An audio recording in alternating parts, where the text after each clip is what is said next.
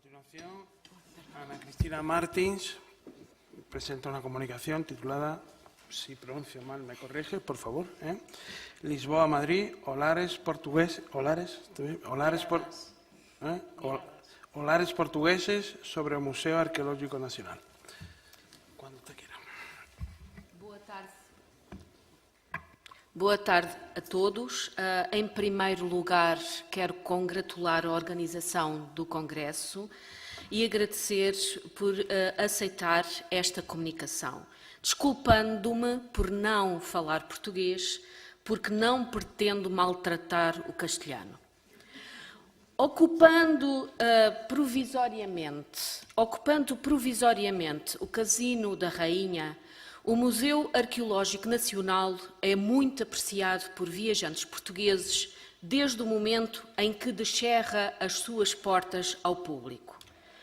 O interesse confirmado, por exemplo, nos muitos guias de viagem que podem ser adquiridos nas livrarias e consultados em bibliotecas públicas portuguesas, como a Biblioteca Nacional de Portugal, desde finais do século XIX.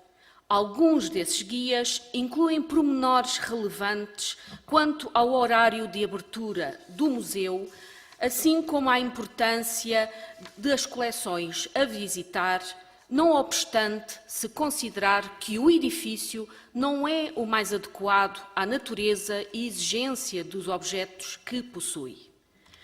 De entre os guias de Madrid que circulam junto de intelectuais e na sociedade mais elitista de Portugal, sobretudo lisboeta, sobressai o publicado por Ángel Fernández de los Ríos, que foi embaixador em Portugal e para este país deportado mais tarde.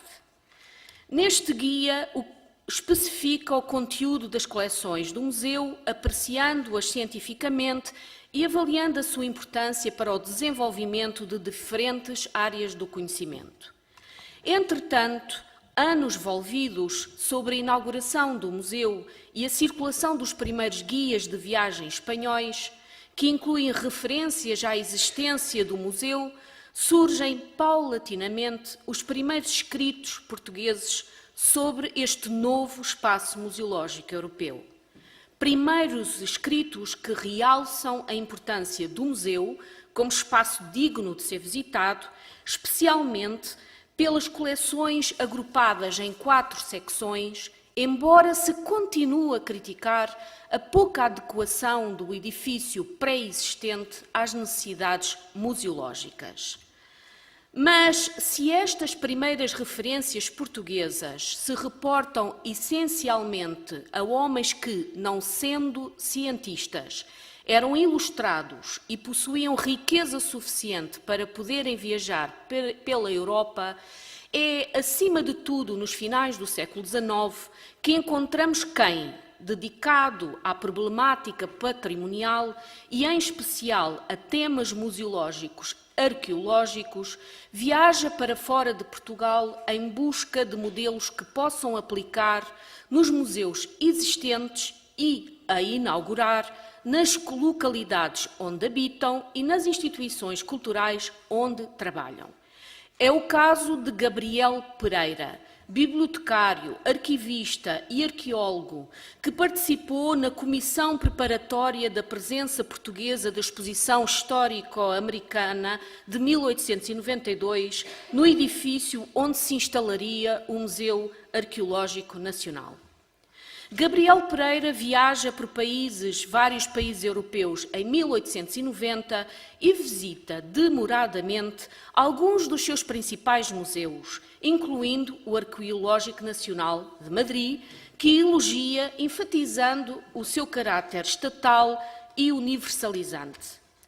Outros intelectuais procuram, além fronteiras, paralelos culturais para realidades arqueológicas que investigam nas suas localidades e regiões de origem. É o caso do jovem arqueólogo Francisco Tavares Proença Júnior, que visita o museu já no seu novo edifício. Existe ainda quem congregue nas viagens a busca de paralelos culturais e museográficos.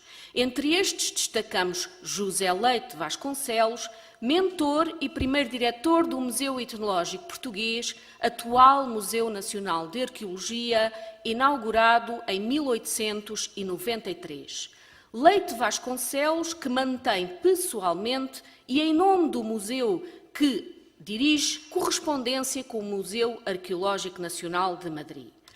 Com quase 60 anos de idade, Leite Vasconcelos realiza mais uma longa viagem que relata com pormenor em livro.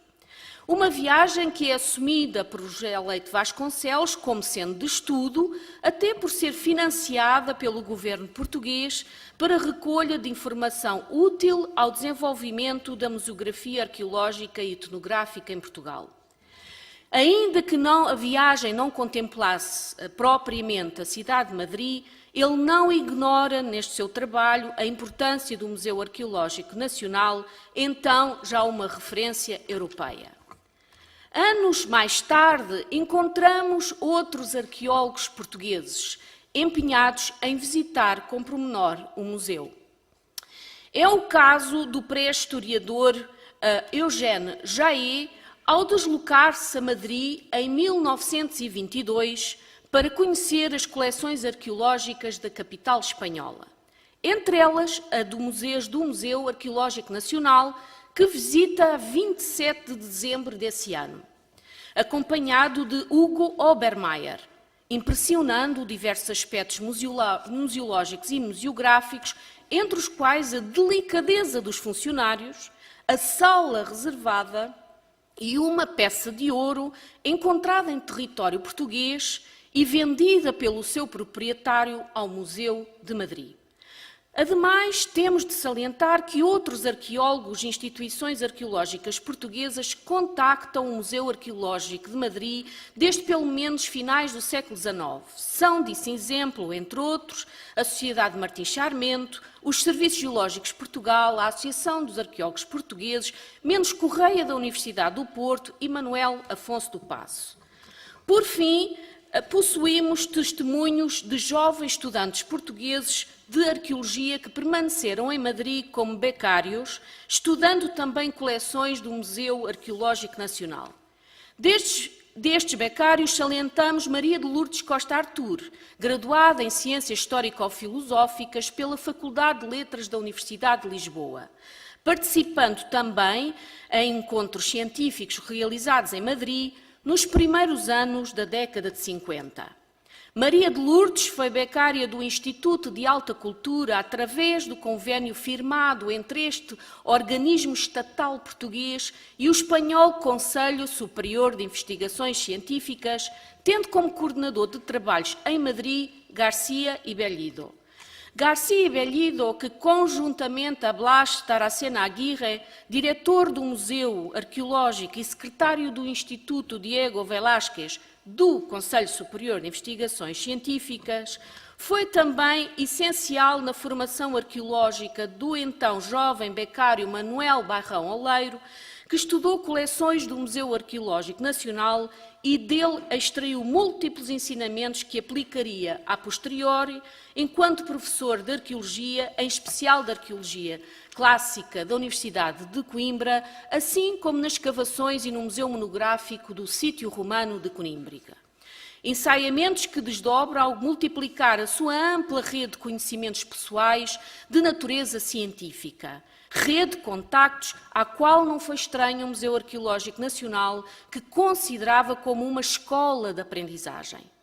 Resumindo, o Museu Arqueológico Nacional encontra-se presente desde o primeiro momento nos diferentes roteiros portugueses, sejam eles de simples lazer, diletantes, culturais ou científicos, finalizando por concorrer também para a formação de futuros arqueólogos portugueses.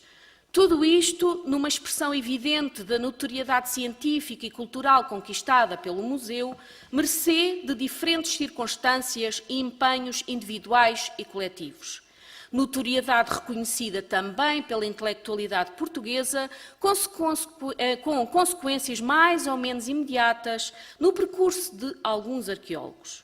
Aspectos que continuaremos a explorar, ou seja, o do nível de impacto das relações pessoais e institucionais no desenvolvimento desta ciência em Portugal, analisando diferentes fontes primárias e secundárias, entre as quais periódicos diários e semanais e registros de memória oral, assim como a correspondência pessoal e institucional mantida com o Museu Arqueológico Nacional de Madrid.